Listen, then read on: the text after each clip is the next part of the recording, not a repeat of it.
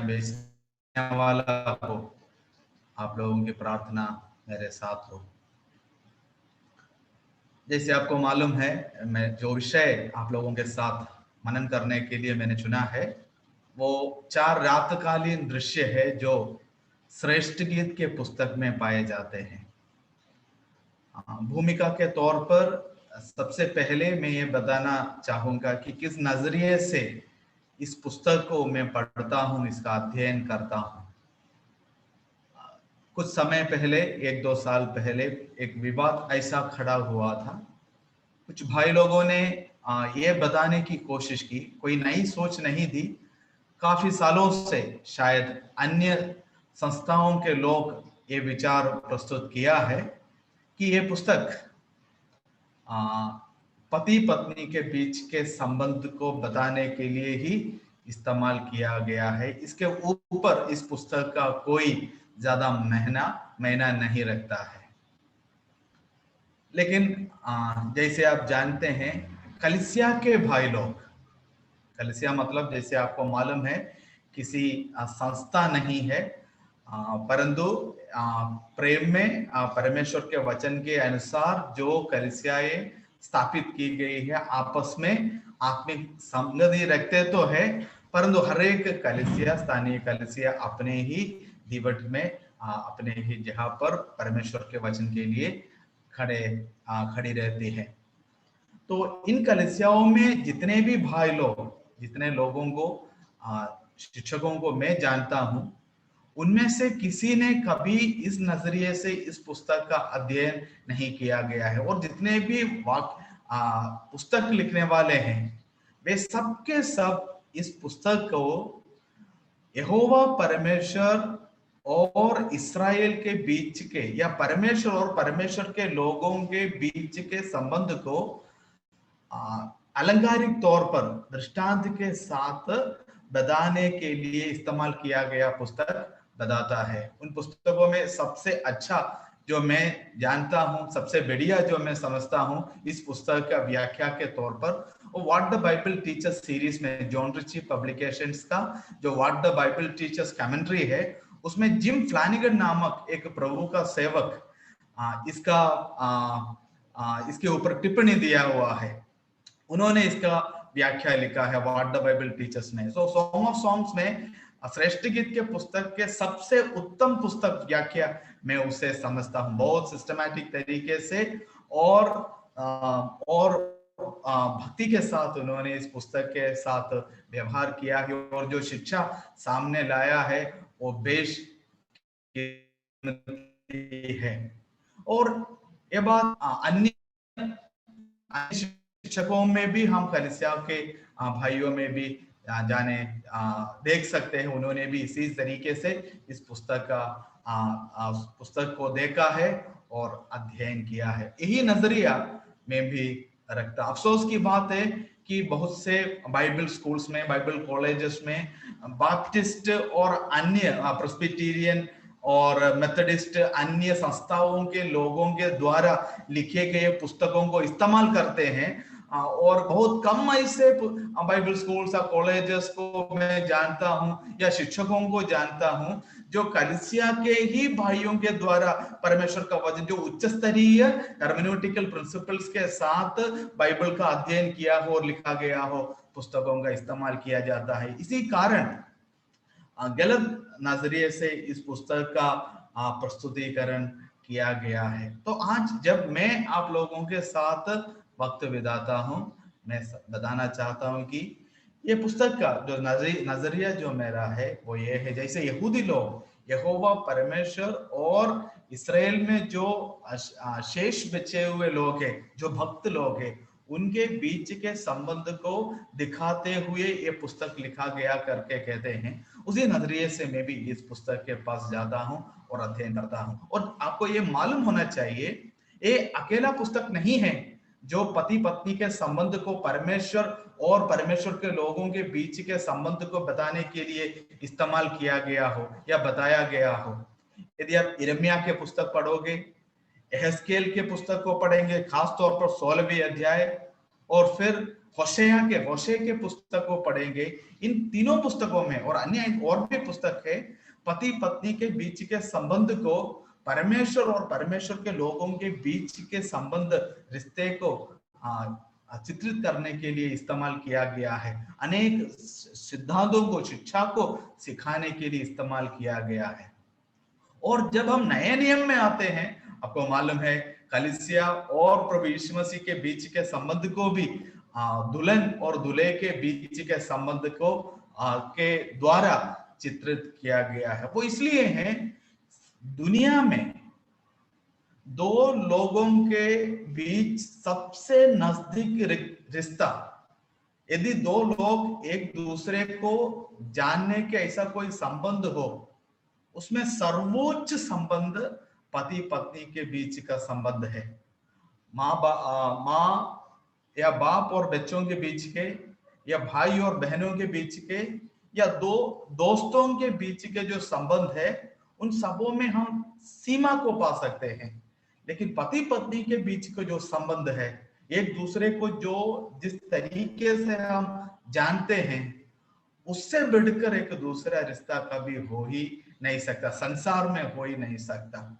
और परमेश्वर चाहता है कि अपने लोग, उनके साथ का जो संबंध, जिस तरीके से जानने की जो जो जो बात आती है, वो इतना करीब हो जैसे पति पत्नी एक दूसरे को जानते हो। तो इस पुस्तक में भाषा जरूर अलंकारिक है, लेकिन सच्चाइयां आत्मिक है।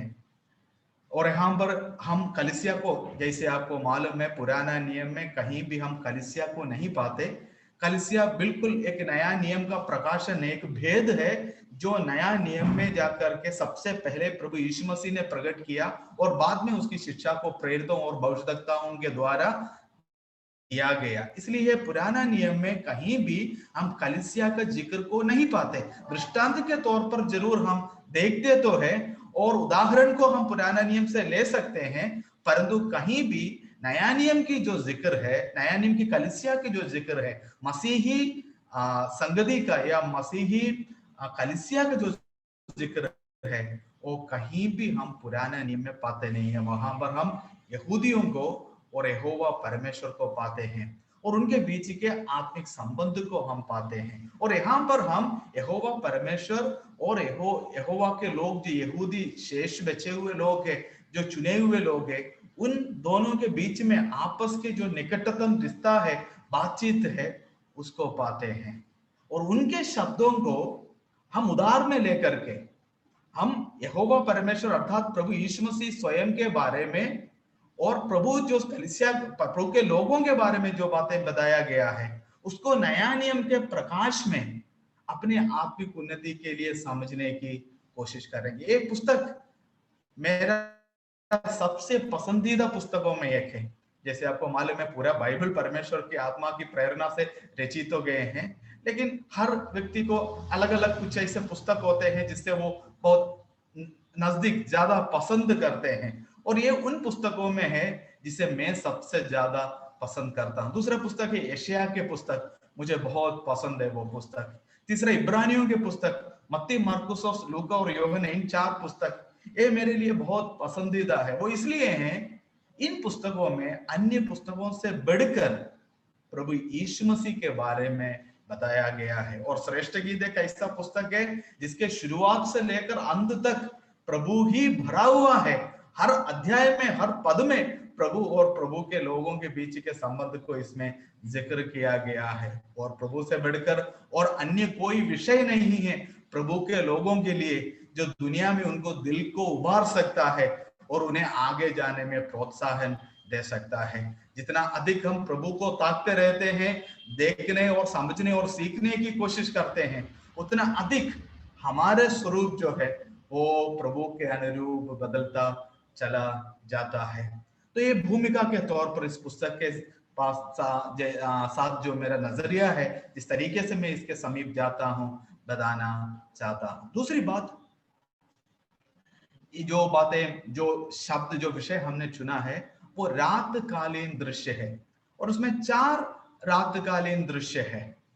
आप तीसरे अध्याय का पहले पद को यदि आप पढ़ोगे, तीसरा अध्याय और उसका पहला पद वहां पर इस प्रकार लिखा है, रात के समय मैं अपने पलंग पर अपने प्राण प्रिय को ढूंढती रही, मैं उसे ढूंढती तो रही परंतु उसे ना पाया।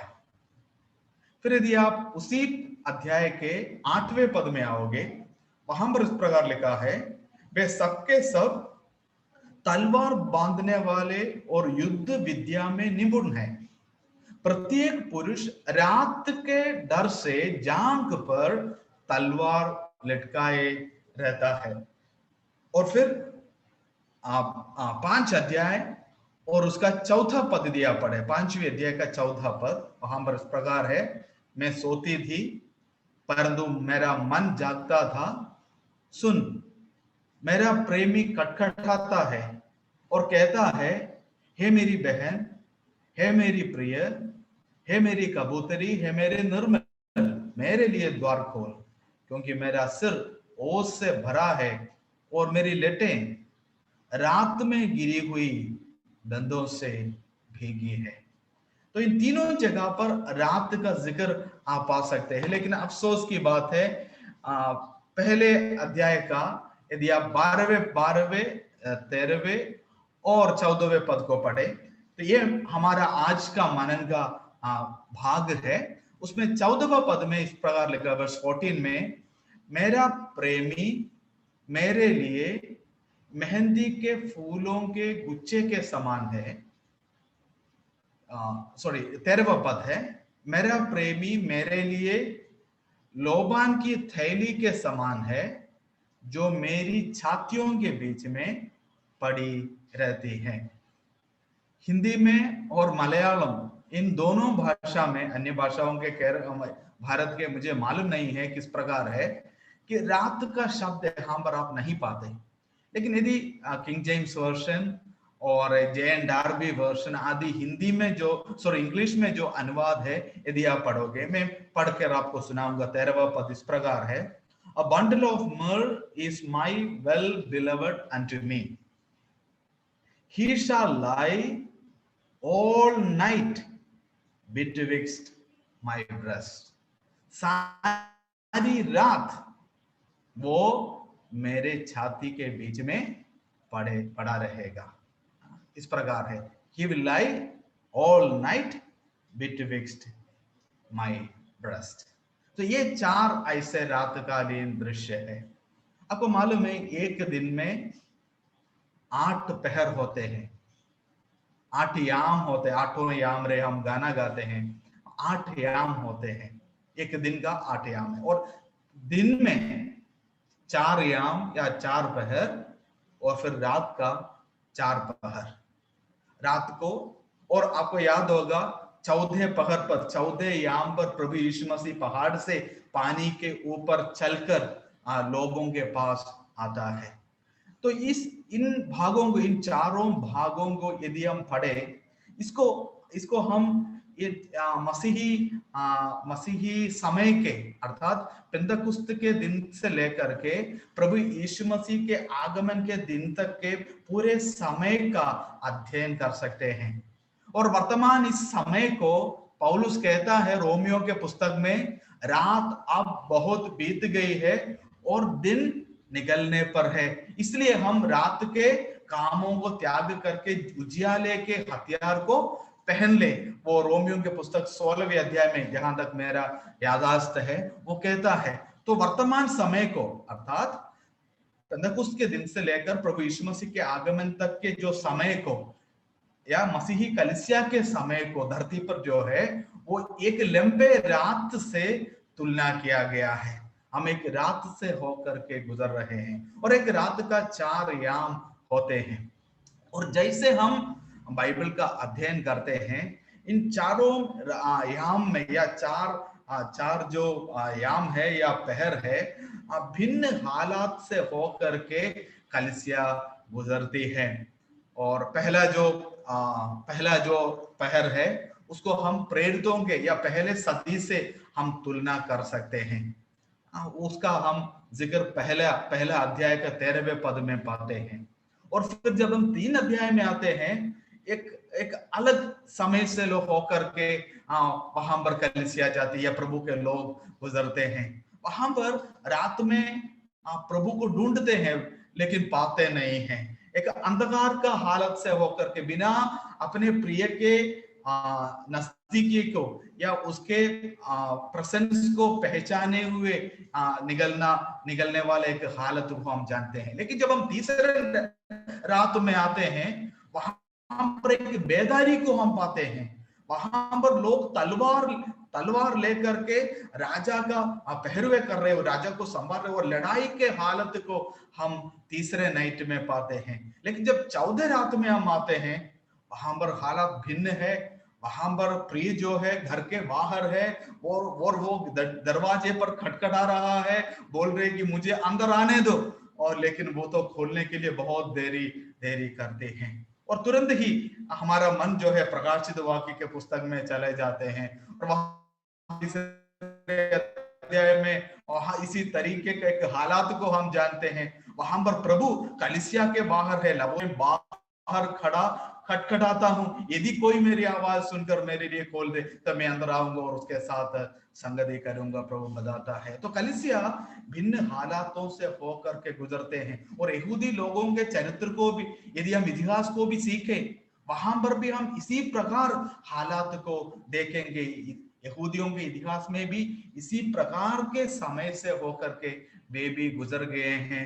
और कलीसिया इज रिपीटिंग द हिस्ट्री। मसीही इतिहास जो है इस्राएलियों के इतिहास का एक रिपीटिशन हो रहा है, हम परमेश्वर के वचन से समझ सकते हैं। तो आज रात के मनन के लिए हम पहले अध्याय उसका 12 से लेकर के 14 तक 3 पदों को पढ़ेंगे। आप देखें, मैं हिंदी में पढ़ूंगा। जब राजा अपने मेज के पास बैठा था, मेरी जटामासी की सुगंध फैल रही थी। मेरा प्रेमी मेरे लिए लोबान की थैली के समान है, जो मेरी छातियों के बीच में पड़ी रहती है। मेरा प्रेमी मेरे लिए मेहंदी के फूलों के गुच्छे के समान है, जो एन गदी की दाग की बारियों में होता है। वचन के पढ़े जाने पर प्रभु आशीष दे। 4 बातों पर हम ध्यान देंगे इन पदों में। सबसे पहले हम जगह को देखेंगे, द प्लेस, कहां पर बैठे हैं। बताया गया है राजा अपने मेज के पास बैठा था। While the king seated at his table, so the place is at the table. उस पर हम आएंगे, मेज पर है, माहौल जो है मेज पर है। दूसरा हम मेडिटेट करेंगे द पर्सन पर, व्यक्ति पर, कौन बैठा है। While the king, जब राजा अपने मेज के पास बैठा है, राजा बैठा हुआ है, द किंग, उस पर हम मनन करेंगे। और तीसरा हम सोचेंगे कि लक्ष्य क्या है, व्हाट इज द पर्पस। लिखा है while the king sitteth at his table, my spikenard sendeth forth the smell thereof. मेरा जटामासी की सुगंध फैल रही। तो मेज पर क्यों बैठा है, द पर्पस को हम देखेंगे। और चौथा, द परफ्यूम पर हम ध्यान देंगे, सुगंध पर हम ध्यान देंगे। वहां पर इत्र जो है, जटामासी जो है, सुगंध को फैला रहा है। या सुगंध पर दो सुगंधित द्रव्य का या स्पाइसेस का बताया गया है वर्स 13 और 14 में। पहले लोबान का बताया गया है और फिर 14वें पद में मेहंदी का बताया गया है। 2 ऐसे स्पाइसेस है जो एक डाइंग करने के लिए, दूसरा परफ्यूम के लिए इस्तेमाल किया जाता है। तो इन 4 बातों पर हम संक्षिप्त रूप में इस रातकालीन दृश्य पर मनन करने की कोशिश करेंगे। यदि आप इन चारों रात का एक आउटलाइन चाहता है तो पहले अध्याय 13वें पद में we have the worship, not breaking of bread, उस पर हम आएंगे। रोटी तोड़ना नहीं, परंतु आराधना के हालात को, भावना को, माहौल को हम पहले रात में देखते हैं। और फिर आराधना और रोटी तोड़ने में अंदर है, उस पर हम मनन जरूर करेंगे।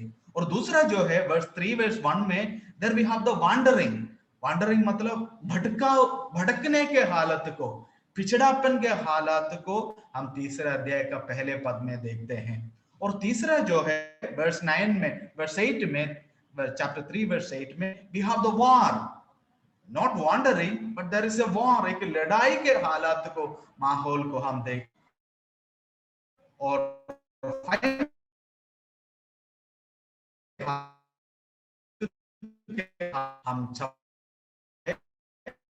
हम आराधना पर ध्यान देंगे। और पहला जगह, the table, when the king sitteth at his table, जब राजा अपने मेज के पास बैठा है, मैं भी वहां पर हूं, मेरी जड़वासी सुगंध फैलाए। ये पहले स्थान नहीं है जहां पर स्त्री को लेके गया हो। यदि आप वर्स 4 को पढ़ेंगे, चौथा पद को पढ़ेंगे, सबसे पहले इसको कहां पर लेके आया वो बताया गया है। चौथे पद में लिखा है इस प्रकार, the king hath brought me into his chambers, राजा ने मुझे अपने महल में ले आया है। और जो महल शब्द है इनर इनर इनर चेम्बर्स है, भीतर के कोठरियों में मुझे लेके आया है। इससे पहले कहां पर थी वो बताती है, मैं सूर्य के नीचे थी और मैं खाली थी, और वहां से राजा ने मुझे इनर अपने कोठरी में मुझे लेके आया है, इनर चेंबर।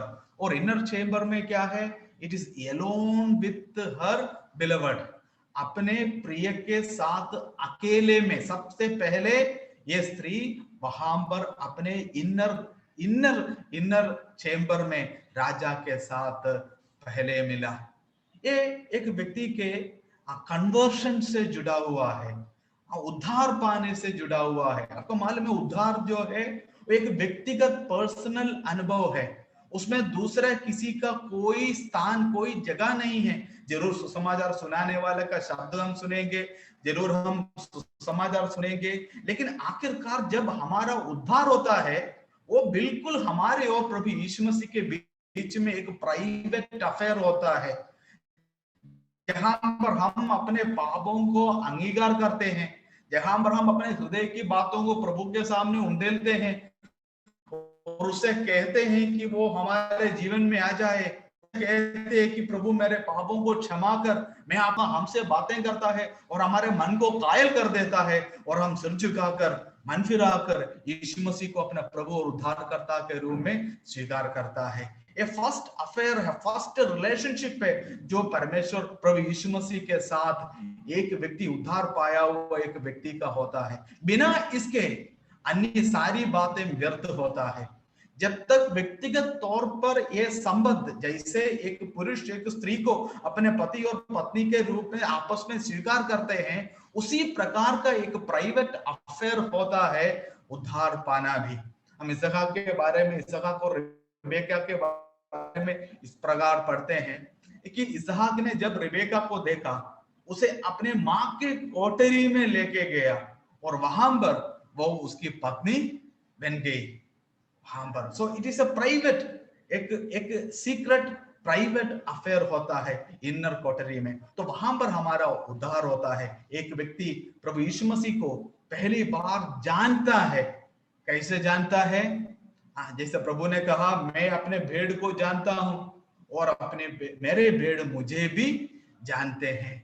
इस प्रकार का एक जानकारी, जैसे आदम हव्वा को जाना, इस प्रकार के एक जानकारी।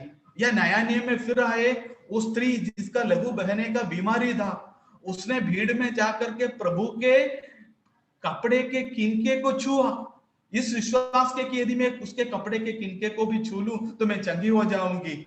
उसने छुआ और शक्ति प्रभु से निकला।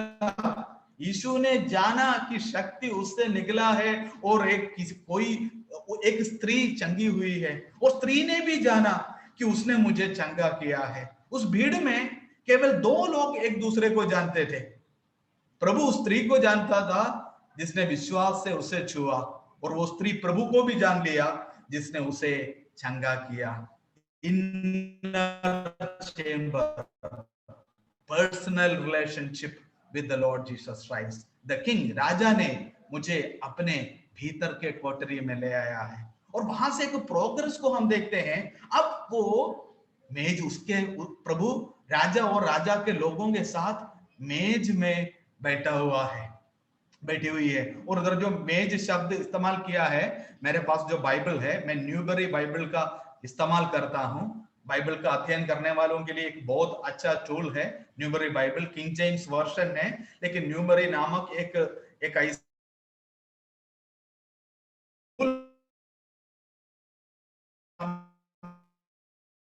काफी समझ रखते हैं। और उन्होंने इंग्लिश भाषा वाले में जो अर्थ है उसको समझाने के लिए टिप्पणियां दिया गया है, और एक पुस्तक अध्ययन करने वालों के लिए काफी मददगार है। और उन्होंने ये दिया है, इन सर्कल टू सिट अराउंड, उसका मतलब चारों तरफ और भी लोग हैं, और राजा बैठा हुआ है, और राजा के लोग चारों तरफ है, और उनके साथ स्त्री अपने आप को भी पाता है। यदि हम उस ऊपर के कोठरी में चले जाए, जहां पर प्रभु यीशु मसीह ने अपने आखिरी रात फसह के पर्व को मनाने के लिए चला गया, लगभग इसी तरीके का एक दृश्य को हम पाते हैं। प्रभु ने जहां पर अपने चेलों के साथ भोजन करने के लिए बैठा, प्रभु अपने चेलों के साथ बैठा, इस तरीके का एक हालत है। तो इनर चेंबर, पर्सनल रिलेशनशिप से अब वो बैठ करके प्रभु और प्रभु के लोगों के एक सर्कल में आ जाता है। और ये बहुत इंपॉर्टेंट है।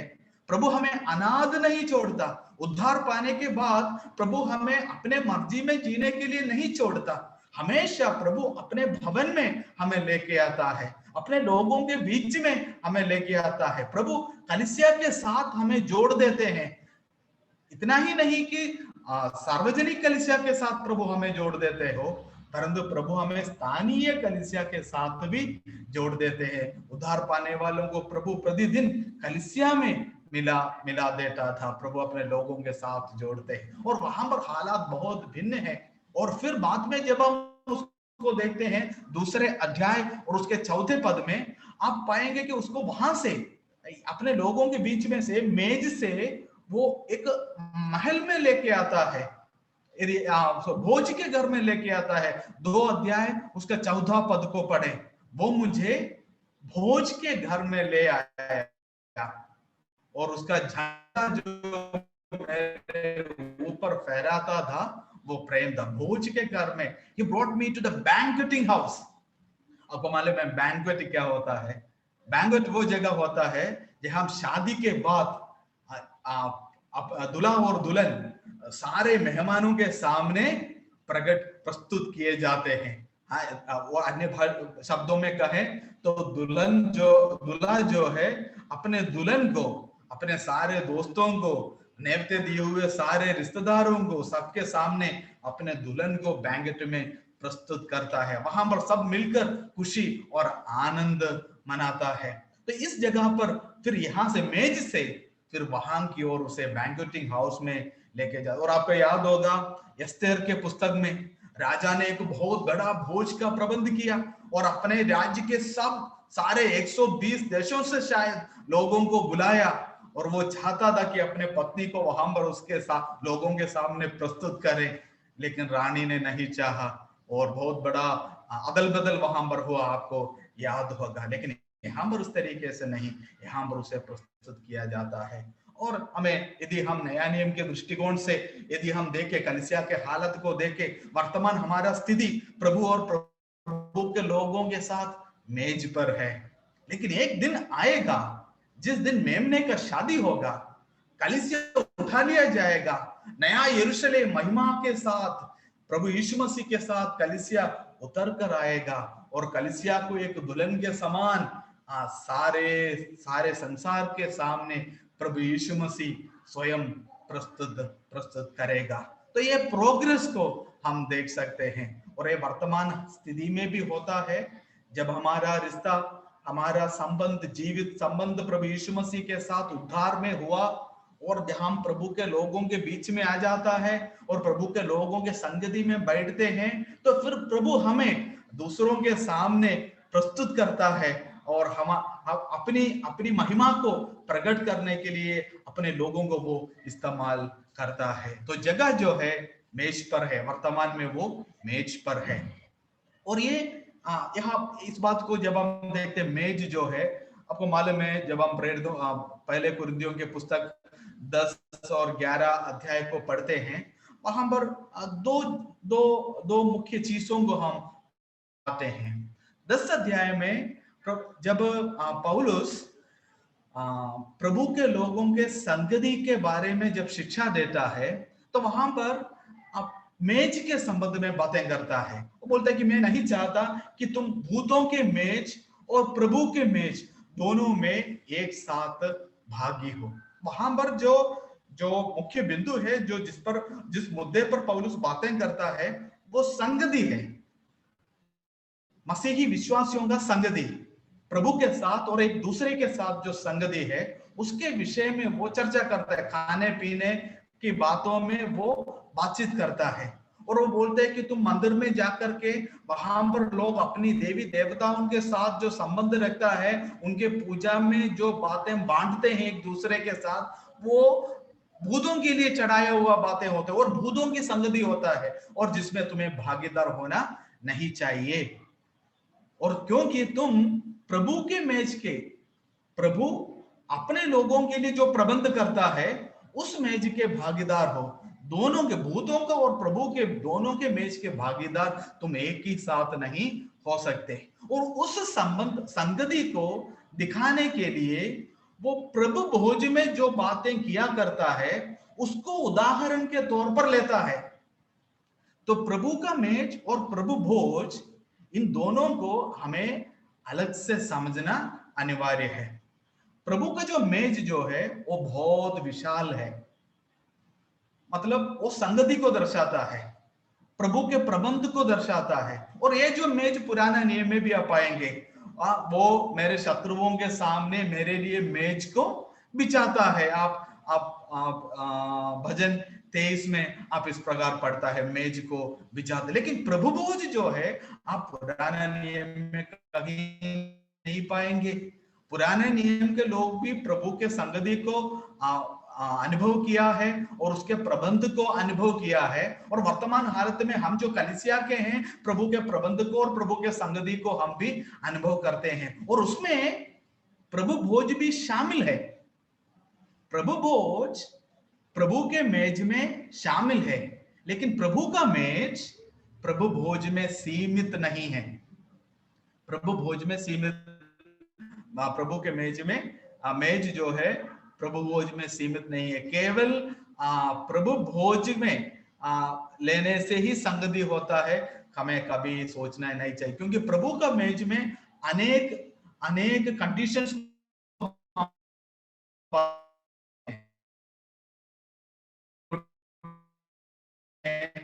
और उसमें केवल कलीसिया के संगति में जिनको स्वीकार किया गया, वही लोग उसमें भागीदार होते हैं। तो लेकिन जब अब प्रभु मेज में आता है, इसको हम विशाल अर्थ में पाते हैं।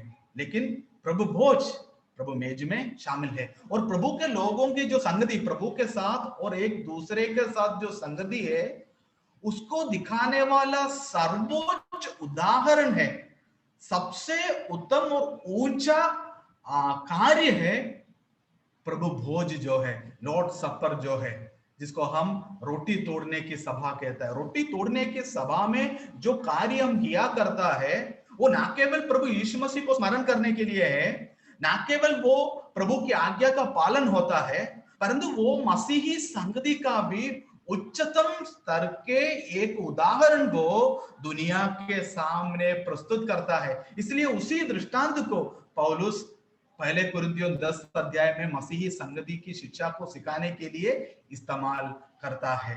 तो यहाँ पर हम मेज को पाते हैं। जब राजा अपने मेज के पास बैठा था, मेरा जड़मासी की सुगंध फैल रही थी। तो the place is the table. अभी 10 मिनट और है। Now let us look. हम पर्सन को देखेंगे, पर्सन के बारे में। द किंग, राजा अपनी मेज पर बैठा, हु इज सिटिंग, राजा के जिक्र इस पुस्तक में किया गया है।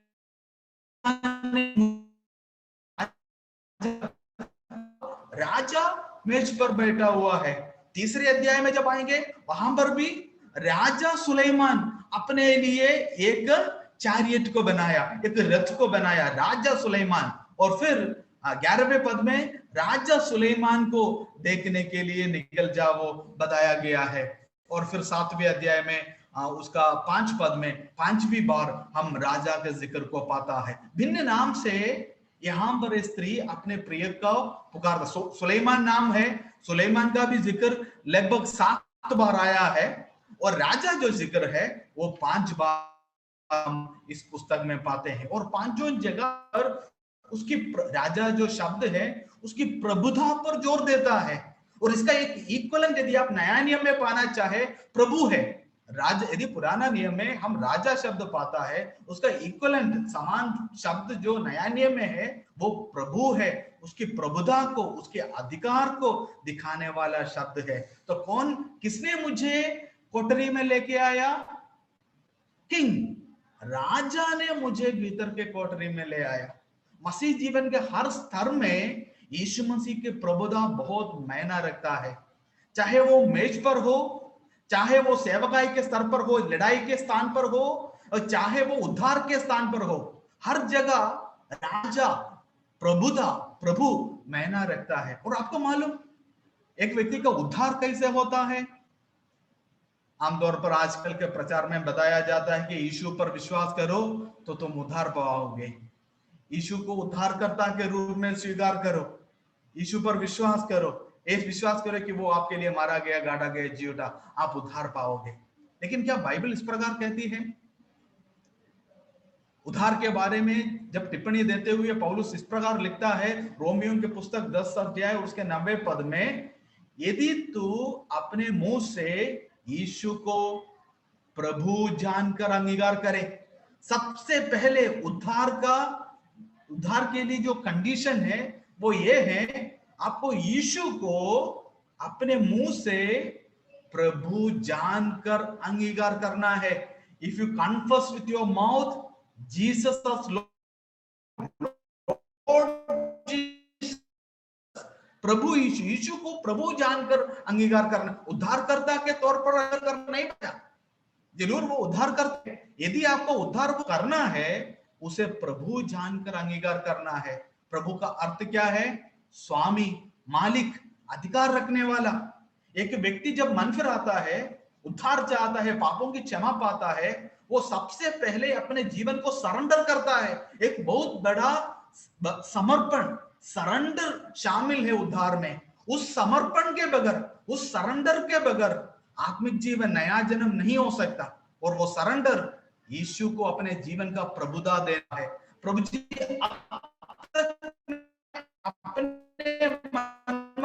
आपको अपना प्रभु जानकर अंगीकार करता है, जो कुछ भी आप कहेंगे वो मैं करूंगा। इस प्रकार एक आत्म समर्पण से मसीही जीवन शुरू होता है। और यदि हम कलीसिया में आए, मसीही जीवन की जो संगति की बात में आए, वहां पर भी प्रभुता बहुत बड़ा मायना रखता है। आपको मालूम, स्थानीय कलीसिया के क्रम के बारे में जानना हो तो आपको अध्ययन करना है पहले कुरिन्थियों की पुस्तक। और पहले कुरिन्थियों के पुस्तक में करीब 70 से अधिक बार प्रभु शब्द का इस्तेमाल किया गया है। जब तक यीशु मसीह के प्रभुता को व्यवहारिक तौर पर अंगीकार नहीं किया जाए, स्थानीय कलीसिया में कोई भी बात क्रम में नहीं हो सकता।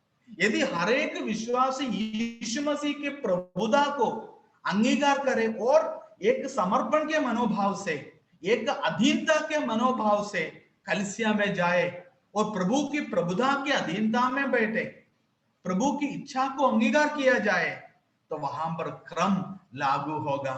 आपको मालूम है, न्यायों के पुस्तक में इस प्रकार लिखा है कि उन दिनों में इस्राएल में कोई राजा ना था, और आगे लिखा है सब लोग अपने अपने मनमर्जी में जीते थे।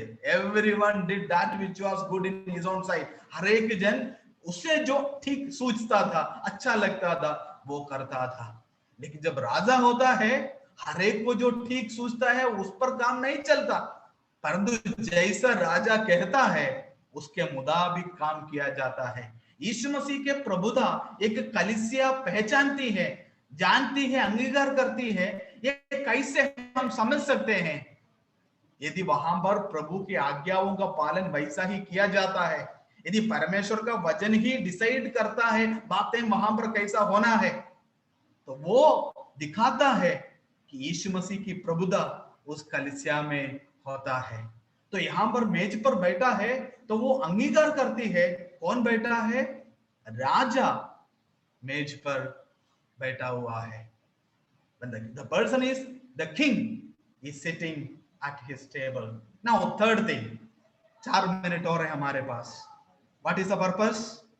क्या है मेज पर बैठने के पीछे जो मकसद क्या है? हाँ, my spikenard is sending forth its smell. इधर सेवा कौन कर रहा है? प्रबंध कौन कर रहा है? इधर राजा बैठा है, लोग प्रबंध कर रहे हैं, उसे दे रहा है, उससे ले वो दे नहीं रहा, परंतु उसे दे रहा है।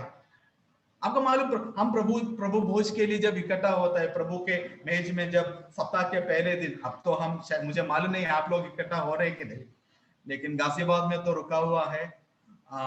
मैं मालूम नहीं कब दोबारा हम इकट्ठा हो पाएंगे, प्रभु के हाथ में है। लेकिन जब हम करते थे, पिछले 3 सप्ताह पहले तक हम करते थे, और जब हम इकट्ठे होते थे, हम क्या करने इकट्ठे होते हैं? प्रभु भोज के पीछे जो मकसद है वो क्या है? हम प्रभु से कुछ पाने के लिए इकट्ठा नहीं होता। कई लोग बोलते हैं कि सप्ताह भर हम काम करके थक जाता है, पूरा बैटरी डिस्चार्ज हो जाता है, तो सप्ताह के पहले दिन हम बैटरी चार्ज करने के लिए इकट्ठे होते हैं प्रभु भोज के दिन। बिल्कुल गलत है। 6 दिन आपको पूरा पूरा भरना है, आपका फुल एनर्जी के साथ आपको सप्ताह के पहले दिन इकट्ठा होकर के वहां पर उसको पूरा एनर्जी में, आत्मा के सामर्थ्य में हम उसे देने के लिए इकट्ठे होते हैं। इधर राजा बैठा हुआ है। माहौल को यदि आपको समझना है तो आप नया नियम में 12वें अध्याय यूहन्ना के सुसमाचार में आना चाहिए। वहां पर एक मेज को आप पाएंगे, और वो मेज लाजरस में मरियम और मार्था के घर में था, और लिखा है वहां पर उन्होंने उसके लिए एक भोज तैयार किया। There they made a feast for him. एक फीस्ट और खाने में बहुत अंतर है ना। एक टाइम का खाना दिया वो अलग बात है, लेकिन फीस्ट मतलब वो तो बहुत बड़ा तैयारी की बात होता है। फीस्ट देना हो। और प्रभु भोज के दिन, सप्ताह के पहले दिन, एक्चुअली कलीसिया प्रभु को एक फीस्ट देता है। फीस्ट उधर पूरा प्रभु को दिया जाए, वो होम बलि है, कलीसिया का होम बलि है प्रभु का दिन। हम पर हम क्या करते हैं? अफसोस की बात, मेरे पास वक्त नहीं है एक्सप्लेन करने के लिए। अफसोस की बात है, कई बार सप्ताह के पहले दिन इकट्ठा होकर के भाई लोग लगभग इस प्रकार बोलते हैं, प्रभु जी मैं पापी था, मैं बहुत गुनहगार था, मैं बहुत बुरा था, और मैं गड्ढे में गिरा हुआ था, मैं कीचड़ में फंसा हुआ था, मैं क्या था। फिर बोलते हैं प्रभु जी आपने मुझे उद्धार दिया, आपने मुझे जीवन दिया, आपने मुझे अपना संतान बनाया, आपने मुझे स्वर्ग के सारे आत्मिक आशीषों से आशीषित किया। मैं क्या हूं? मैं क्या था? मैं क्या हूं? और फिर प्रभु जी हम धन्यवाद देते हैं कि प्रभु आप वापस आएगा और मुझे ले जाएगा, मैं आपके समान बन जाऊंगा, मैं महिमा में आपके साथ रहूंगा। मैं क्या होगा? तो मैं क्या था, मैं क्या हूं, और मैं क्या होगा। लेकिन क्या ये करने के लिए प्रभु भोज दिया था? और प्रभु ने कहा मेरे स्मरण में ये किया करो, मुझे स्मरण करो। प्रभु को स्मरण करना है, प्रभु को याद करना है। और पतरस कहता है जिसने तुम्हें अंधकार में से अपने अद्भुत ज्योति में बुलाया, उसके गुण प्रकट करो। उसके गुण, किसके गुण? हमें जो मिला, हम जो इससे परमेश्वर बिल्कुल ये नहीं है जो प्रभु चाहता है। परंतु प्रभु यीशु मसीह क्या है, क्या था, क्या है, और वो क्या होगा, उसको स्मरण करने को बताया गया है। और फिर पतरस पौलुस कहता है जब तक प्रभु ना आए हम उसके मृत्यु का प्रचार करते हैं, उसने क्या किया, वो क्या है और उसने क्या किया, इन बातों को स्मरण करना है। इन बातों को आराधना के तौर पर हम परमेश्वर के सामने प्रस्तुत करता है। प्रभु यीशु मसीह के गुणों को, उसके व्यक्तित्व के गुणों को, उसके कार्यों के गुणों को, चरवाहे के तौर पर उसके गुणों को, उद्धारकर्ता के तौर पर उसके गुणों को, राजा के तौर पर उसके गुणों को, मेमने के तौर पर उसके गुणों को, दुल्हा के तौर पर उसके गुणों को, अनेक भिन्न तरीके से हम उसको तारे, एशिया के पुस्तक पढ़ के देख लीजिए या यूहन्ना सुसमाचारों को हम खोल लीजिए।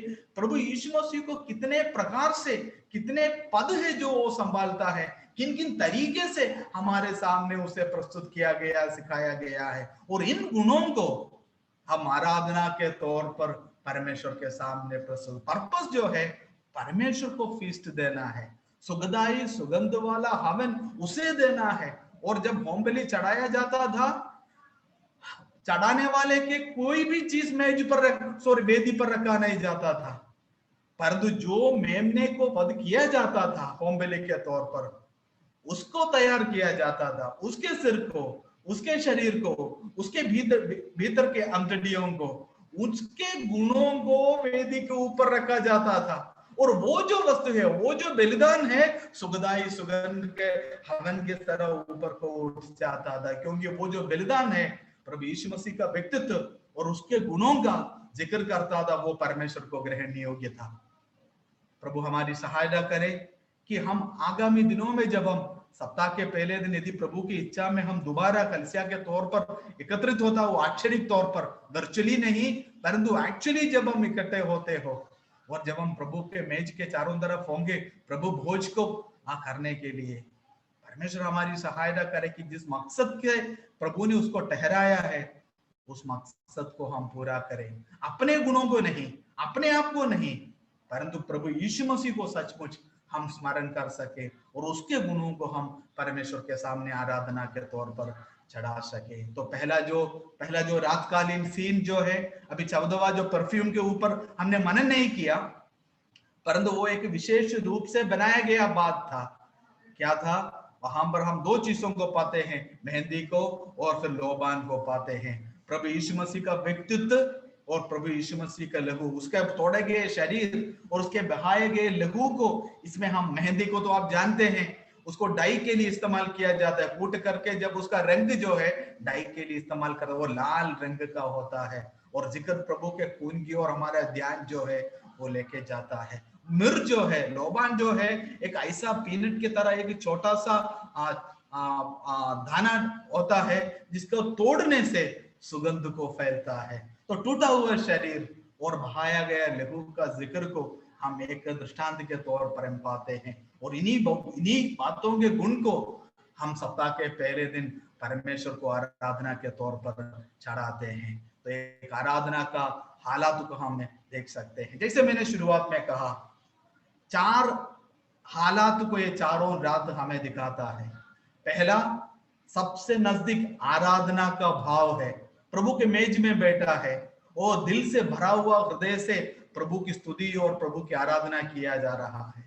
दूसरा नाइट जो है वॉन्डरिंग है, प्रभु की उपस्थिति को पहचानते नहीं, जानते नहीं, परंतु बिना प्रभु को पाए हुए ढूंढते रह रहे, इधर से उधर, उधर से इधर, भीड़ में ढूंढ रहे, प्रभु की उपस्थिति को अपने जीवन में जान नहीं रहा है। तीसरा नाइट में तो कुछ ऐसे लोगों को हम पाते हैं जो तलवार लेकर के राजा के लिए युद्ध लड़ रहे हैं। और चौथा में ऐसा हालत है कि खुश है, स्वामी तो बाहर है घर से और जीवन से, परंतु प्रेमिका जो है अपने घर में अपने तसल्ली के साथ अंदर खुशी से रह रहा है। वर्तमान स्थिति में जो मुझसे सुनने वाले जो है अपने आप को जान सकते, मैं और आप इन चारों में किस हालत में वर्तमान में है? क्या हम पहले रात का हालत में है जहां पर हृदय में प्रभु के लिए आराधना उमड़ रहा हो, प्रभु के साथ हम मेज पर बैठा हो और उसकी उपस्थिति को एहसास में हो, या हम दूसरे हालत में है, हम वांडर कर रहे, आत्मिक तौर पर हम भटक रहे हो और प्रभु की उपस्थिति को पहचानते नहीं हो, या हम प्रभु के लिए तलवार निगल करके लड़ाई के स्थान पर खड़े होकर के राजा को, उसके पर्सन को प्रोटेक्ट करने की कोशिश कर रहे हो, या बिल्कुल प्रभु की उपस्थिति को त्याग कर लवोदिकीय के कलीसिया के समान अपने आप में संतुष्टि पाते हो। प्रभु हमारी सहायता करे। आज रात के समय आप लोगों ने बड़े तसल्ली के साथ मुझे सुना, मैं प्रभु का आभारी हूँ, आप लोगों को धन्यवाद देता हूँ। यदि प्रभु की इच्छा में हम जीवित रहे और अगले सप्ताह इकट्ठा हो तो बाकी के जो 3 रातकालीन दृश्य पर मनन करने की कोशिश करेंगे। प्रभु के नाम की महिमा हो।